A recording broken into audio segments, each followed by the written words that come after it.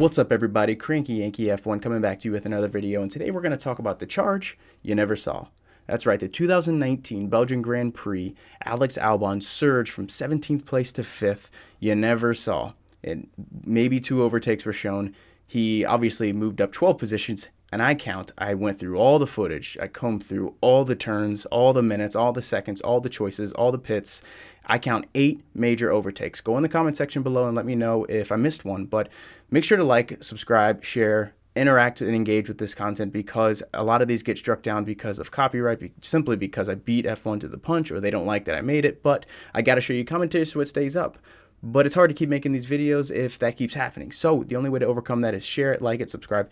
Let's go into it. So first major move, he opts to go left, not right. He's cutting off the people who Giovinazzi obviously overtakes him immediately, and you've also got that's Daniel Kvyat, who he's basically jostling with for most of the race. But if he doesn't go left, so if we go back here and he actually chooses to go right, he has got no shot. And this is obviously going to be when you look at Max's start and Max's race, the people who had to overtake him, it's usually the right move to go down to the left. He's not successful in cutting them off, as you can see here. This is Daniel Kvyat. This is Giovinazzi. But actually, I think this is a blessing in disguise, because once this happens, he misses a lot of this carnage on the first turn that we all saw. And the second major veteran move here is, if we go back, we can see that he has a choice to make. He can either let Giovinazzi go by, which is the right move, or he can fight for that position, probably make contact. And again, while this may seem like a very small thing, I think this is a brilliant move, Alex Albon, to just give this up. Again, it's not that obvious when you're going 100, 200 plus kph. So he makes a decision to say, you know what, Giovinazzi, go by. I'm going to concede this, and I'm going to set up camp behind you. And so it actually ends up paying off, because you've got Nico Hülkenberg right here on the left, and we're going to get the third major veteran move here in 3, 2, 1, go. So he sees Hulk kind of exit the racing line. For some reason, he's got an issue with his car. He jumps on it. He goes a little bit outside of the racing, the track there. But that was an incredible opening lap for Alex Albon. And then the virtual safety car deploys, and then we pick back up. Alex Albon sees KMag, and he sends it down the inside. This looks like Daniel Ricciardo if you had to rewatch 2 years ago. So if you looked at this, you go, oh, look at Daniel Ricciardo. Unbelievable move, great decision making, didn't hesitate. You know how Marco wanted him for that, and Christian Horner wanted him for that. Now we look at KMag Part 2. He went into the pits. He went from 8th to 15th. This is for 14th. And again, it's right in a lot of these overtakes in the same spot. And I've got the tires up here. K-Mag's on his softs for 24. They're dead. He doesn't even blink. He goes around the outside, goes the long way, and just speeds right by him. That shows you how fast not only Alex Albon is, but how fast that Red Bull is. So we obviously got fresher tires, but K-Mag, I mean, he's no pushover. And then the same thing kind of happens to Lance Stroll here. He hits him with another late break, full send, Ricciardo style, which alludes to the next one, but this is to go into 13th place. Again, he sees his opening, doesn't even hesitate. If it looks familiar, it's because it is. Alex Albon picks 2 or 3 corners this whole race, and I don't think it's on accident. So this next one's where he shows a little bit more fire, and I love this part. I don't think he's actually raising his hands pissed off, but the balls on this guy to be going flat out, passing Hülkenberg. I think he's throwing something out of his window. I tried to rewind and pause, but another incredible overtake going into that bus stop. Just an incredible decision. Again, I know that's what they wanted. This next one, I'm going to pause it for a second, because I'm kind of going through it fast. I make a lot of these videos, but I want to pause on this one. I think maybe I could be, overbaking this next segment, but I really do think this one was 4D chess. I think Alex Albon, yes, of course, he's a smart driver, but I think he's a lot smarter than I certainly ever understood. Not that I didn't think he wasn't, but this, to me, again, I may be looking for it, but there's so much respect in the decisions he's making here. So again, I tried to keep this video short in terms of the editing, so I could talk longer about it. But you've got Ricciardo here, and again, this is Ricciardo and Daniel Kvyat. So Daniel Kvyat is 1 in front of Albon, and Albon is, or 1 in front of Ricciardo, or Albon is 1 in front of Daniel Kvyat. Kvyat is right behind Daniel Ricciardo. And Alex Albon has a front row seat to what's happening right in front of him. And what he notices, okay, well, you've got Daniel Kvyat going around the outside of Daniel Ricciardo. He's not going to like that. So if we watch, so he just watched him go around the outside. In my opinion, I think he's noting that for the next move.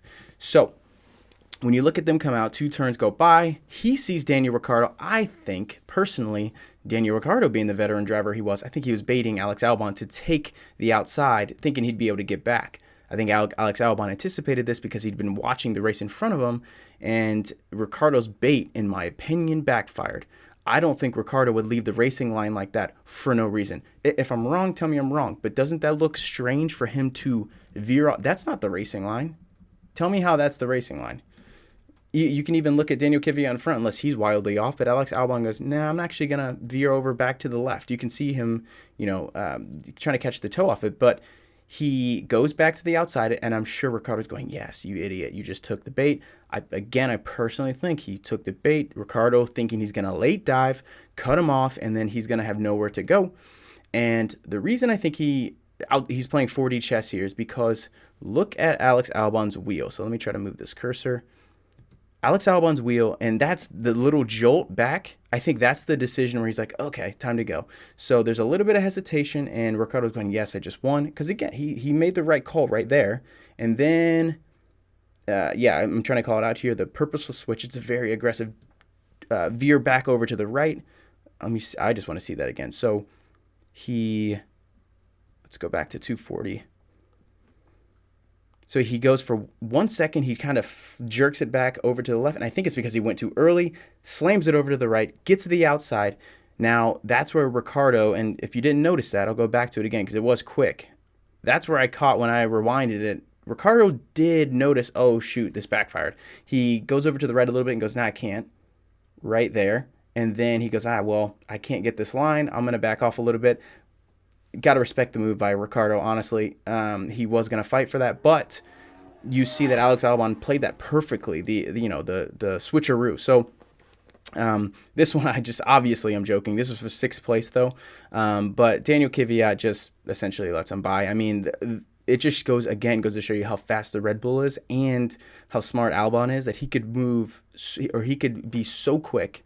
Daniel Kvyat just moves to the right and he's like, all right, go ahead. I mean, as obviously very good teammates, or very good friends and former teammates, I personally don't think he's willing to risk any sort of like contact or anything like that, especially going at that speed. So again, I'm obviously joking, but the cutest pass you'll ever see. And this was my favorite part. This one, I'm not going to lie, took me a while to work through why he would make this decision. So we'll start with the incident right before the checker. Well, this is the penultimate lap. And this is the last turn going into the penultimate lap. So you have, or going into the final lap. So you have Sergio Perez. He's hunting him down. Currently, Albon's in 6th place. Sergio Perez is in 5th. So he's going for him. He's going for a late dive. I'm not sure if Sergio is letting him have it or what's really happening here. This is not the part that I was particularly interested in. But you notice there's almost a touch right there, that contact. He probably could have left more room. The stewards didn't really call that a problem. The only thing that occurred here was when he came back on the track, he got on radio. Sergio got on radio and said, he pushed me off. And his engineer's like, yeah, he pushed you off. But the whole time you hear, I went on Alex Albon's radio. They didn't even mention the incident. All they were talking about was, I believe that's Lando Norris up here on the left. And they're saying there's a car up ahead, stay to the right. No one says anything about position, and that's going to start to matter, and it's going to be important. So again, right here, Sergio Perez is like, hey, he pushed me off. And again, no one says anything. This is kind of just out of nowhere.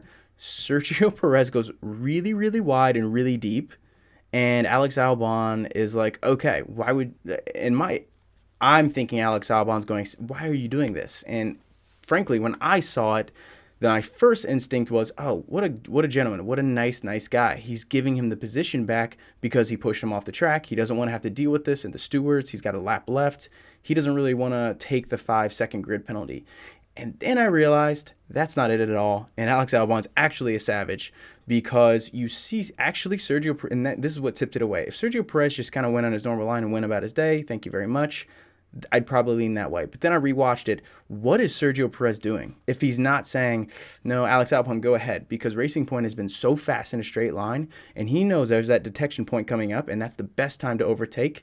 And if you've been watching and paying attention to this video, Alex Albon took over. He made most of his takeovers in 2 spots, and that's coming on one of these straightaways and then the turn 14. So look at Sergio Perez's actions here, and I think this was a DRS strategy. I think both of them wanted DRS right here.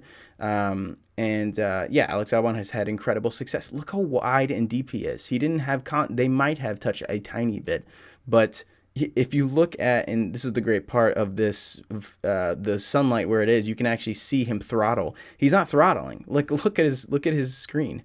He's not even throttling. He doesn't throttle till right there. You can see the little dot light up red. And Sergio's like, all right, fine, this is awkward. And that's Sergio's position. Like, what are they going to do if they just sit here and dance forever? So Albon's not throttling yet, and then he gets on the throttle right there. You can see the blue. And again, I mean, this is the same spot he's been overtaking everyone all day long. He lets him by. Okay, time to drive. You can see, again, the red and blue. And forced to get dirty. I'm not talking dirty driving. I think this was totally fair. And but he pushes him a little bit in the grass. I don't think he saw him.